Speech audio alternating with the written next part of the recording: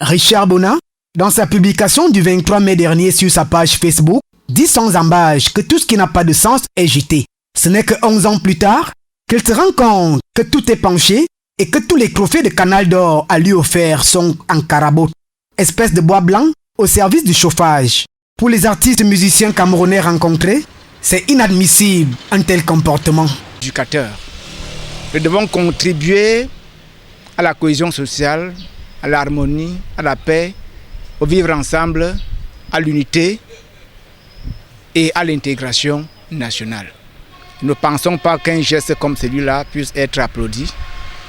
Personnellement, je condamne. Certains puristes de la culture pensent que Richard Bona a franchi le Rubicon à travers cet acte qui dévalorise la culture et déçoit par ailleurs les entrepreneurs culturels.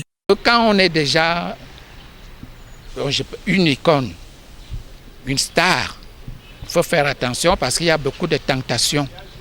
On peut prendre des ailes qui n'ont pas de place, qui n'ont pas de rapport avec la réalité. Il faut faire très très attention. On est star pour le peuple.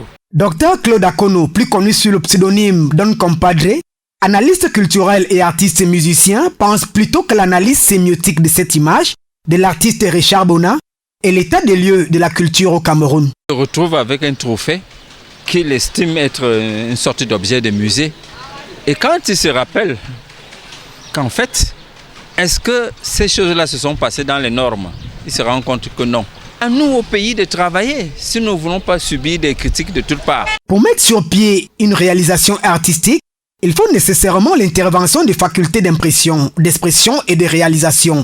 Ce qui amène les promoteurs culturels à condamner fermement cet acte qu'ils trouvent rétrograde et dévalorisant pour les initiatives visant à célébrer la culture au Cameroun.